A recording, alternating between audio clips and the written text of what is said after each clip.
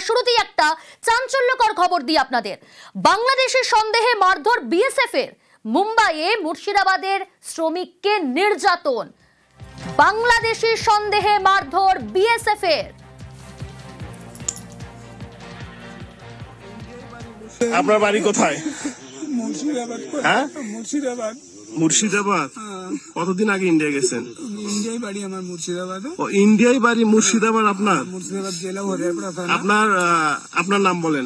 নাজিমউদ্দিন মন্ডল, হরিয়ারপাড়া থানা। মানে আপনি ইন্ডিয়ান স্থায়ী নাগরিক? স্থানীয় নাগরিক। আমাদের পুরোপুরি সব নিয়ে নিয়েছে, ওরা কিছু দেয়নি। আমাদের মোবাইল পয়সা পুরোপুরি সব নিয়ে নিয়েছে। এবং বিএসএফ কি আপনার মারছে নাকি? কই মা পিছনে মারছে সব? আমার নাম মিনারুল শেখ, মুর্শিদাবাদ বাড়ি। আমি গেছিলাম বম্বে, নানা সুপারা, ওখানে আমি থাকতাম দিল্লিতে। ও দাদার বাড়িতে পেয়েছে, আমি প্রুফ দিয়েছি। বুঝে তোর সব প্রুফ ডুপ্লিকেট, সব আমার অরিজিনাল। এখনো আমার কপি আছে বাড়িতে, ওটা চেক করতে পারেন। এখনো 3 copy Aadhaar card, PAN card, voter card. আর যে ভিডিও ইতিমধ্যে ভাইরাল হয়েছে সেই ভিডিও আপনাদের দেখাচ্ছে। আমি কথা বলবো, প্রতিনিধি প্রণব রয়েছে আমার সঙ্গে। প্রণব, বাংলাদেশের সন্দেহে মারধর করা হলো, মারধর কারা করলেন? বিএসএফ জওয়ানরা। মুম্বাই কর্মরত মুর্শিদাবাদের বাসিন্দা সেই শ্রমিককে নির্যাতন। কি কারণে মারধর করা হলো, কেন নির্যাতন করা হলো? দেখো, হরিহরপাড়ার যুবক তর্তিপুরে তার বাড়ি। নিজামুদ্দিন শেখ সে পেটের দায়ে পরিযায়ী শ্রমিক হিসাবে মুম্বাই কাজে যায় বছরখানেক আগে। অভিযোগ যে মুম্বাই পুলিশ তাকে বাংলাদেশি হিসেবে ধরে নিয়ে যায় এবং তার দাবি তার কাছে সমস্ত রকম ডকুমেন্টস রয়েছে এবং তারা 4 থেকে 6 পুরুষ ধরে এইখানে বসবাস করছে এই হরিহরপাড়াতে। সেই সমস্ত কাগজ দেখানোর পরেও কিন্তু মুম্বাই পুলিশ ছাড়েনি। শুধু তাই নয়, বাড়ি থেকেও সমস্ত কিছু ডকুমেন্টস কিন্তু তারা পাঠানো হয়েছিল, তারপর তাদের ছাড়া হয়নি। তারপরে শুধুমাত্র সন্দেহের বশেই, মানে বাংলাদেশের সন্দেহের বশে যেখানে তথ্য রয়েছে, ডকুমেন্ট রয়েছে, সেই সমস্ত ডকুমেন্টস যাচাই না করে মারধর করা হলো। এবং সেটা করলেন কারা? বিএসএফ জওয়ানরা। দেখো, শুধু মুম্বাই পুলিশ, এরপর কিন্তু তাদেরকে বাংলায় কুচবিহারে নিয়ে এসে যে বিএসএফ রয়েছে তাদের হাতে তুলে দেয়। কোন রকম রাজ্য সরকারকে না জানিয়ে তাদের হাতে তুলে দেয় এবং পরিবারের পক্ষ থেকেও এই বিএসএফ এর কাছে কিন্তু সমস্ত রকম ডকুমেন্টস পাঠানো হয়েছিল। এবং এক যে চাঞ্চল্যকর যে ভিডিও হয়েছে যে বিএসএফ তারপর সীমান্ত দিয়ে তাদেরকে বাংলাদেশে পাঠিয়ে দেয়। ওই নিজামুদ্দিনের সঙ্গে মিনারুল হক বলেও আরো এক যুবক রয়েছে, যার বাড়ি কিন্তু এই মুর্শিদাবাদের বেলডাঙ্গাতেই। এবং পরিবারের পক্ষ থেকে আজকে কিন্তু তোমার হরিহরপাড়া থানায় অভিযোগ দায়ের করা হয়েছে। এমএলএ এর সঙ্গে এমএলএ কেও অভিযোগ জানানো হয়েছে এবং সমস্ত কিছু ডকুমেন্টস দেওয়া আছে। এবং পরিযায়ী শ্রমিকদের নিয়ে যে রাজ্যের দায়িত্বপ্রাপ্ত যিনি রয়েছেন সাংসদ সামিরুল ইসলাম, তার সঙ্গেও আমরা কথা বলেছিলাম এবং তিনিও দাবি করেছেন গত কয়েকদিন ধরে তিনিও যোগাযোগ করে যাচ্ছেন বিভিন্ন দপ্তরের সঙ্গে, কিন্তু রাজ্য সরকারকে কোন রকম ভাবে না জানিয়েই পুরোপুরি মুম্বাই পুলিশ বিএসএফ এর হাতে তাদেরকে হস্তান্তর করে দেয়। তারপরে বিএসএফ তাদেরকে মারধর করে বাংলাদেশ সীমান্ত দিয়ে পাঠিয়ে দিয়েছে। এবং এই ব্যাপার নিয়ে তিনি সামিরুল ইসলামের দাবি, তিনি মুখ্যমন্ত্রীর সঙ্গে যোগাযোগ করেছেন এবং বিদেশ দপ্তরের সঙ্গে যোগাযোগ করেছেন এবং এই ধরনের অন্যায়ের প্রতিবাদে কিন্তু বৃহত্তর আন্দোলন করে তোলা হবে বলে কিন্তু হুমকি দিয়েছে। প্রণব, পরিবারের সঙ্গে যোগাযোগ করা গিয়েছে, মানে স্বামীর সঙ্গে কি যোগাযোগ করতে পেরেছেন?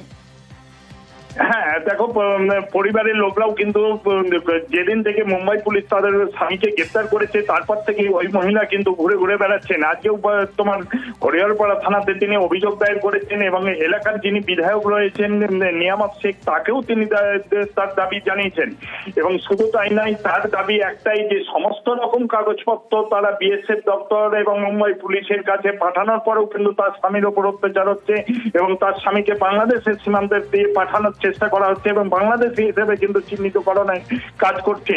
এবং তিনি কিন্তু যেমন করেই হোক তার স্বামীকে ফিরিয়ে দেওয়া হোক, বাড়ি ফিরিয়ে দেওয়া হোক, কিন্তু সেই দাবি জানিয়েছেন এলাকার যিনি বিধায়ক রয়েছেন নিয়ামত শেখের কাছে।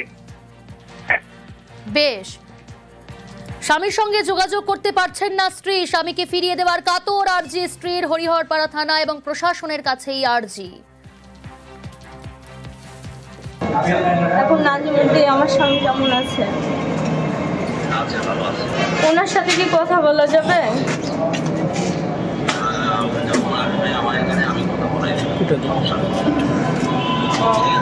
কখন আসবে?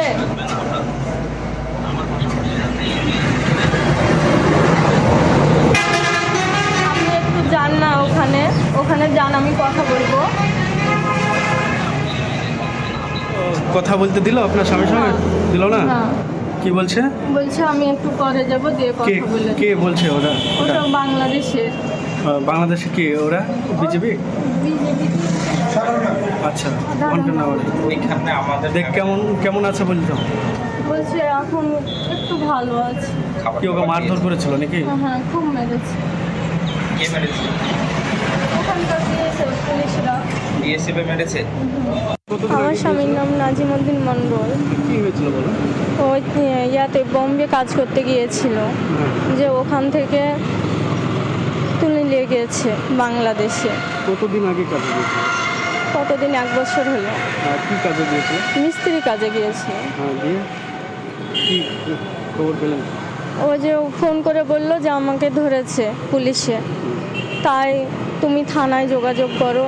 ও বাংলাদেশের নাগরিক, তাই বললে ডকুমেন্টস লাইনি খো। কি কেড়ে নিয়েছে নাকি? হ্যাঁ, কেড়ে নিয়েছে। ডকুমেন্টস নেই। আধার কার্ড ছিল, ভোটার কার্ড ছিল, তারপর প্যান কার্ড আছে, সবই কেড়ে নিয়েছে। আমি চাই যে আমার স্বামীকে নিয়ে আসা হোক।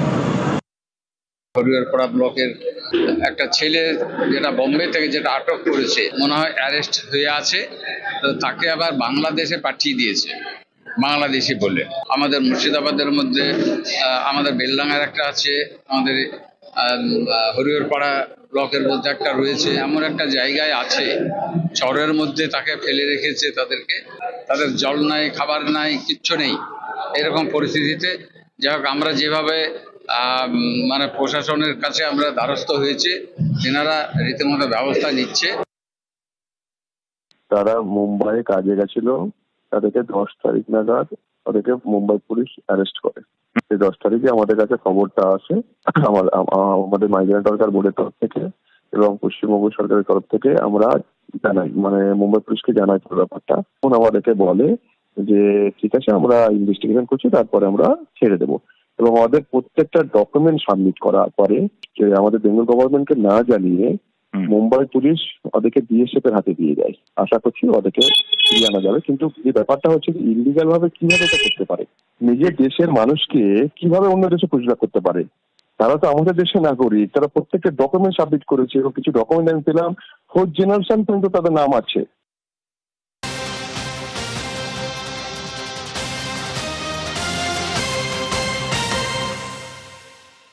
আরো এক বাংলাদেশি গ্রেফতার, সীমান্ত এলাকায় ঘোরাঘুরি করছিল, তখনই সন্দেহ হয় এসএসবি। আর আপনাদের আরো ডিটেল আপনাদের জানাবো। বিশ্বজিৎ রয়েছে আমার সঙ্গে। বিশ্বজিৎ, কোথা থেকে গ্রেফতার, কিভাবে চলে বাংলাদেশি?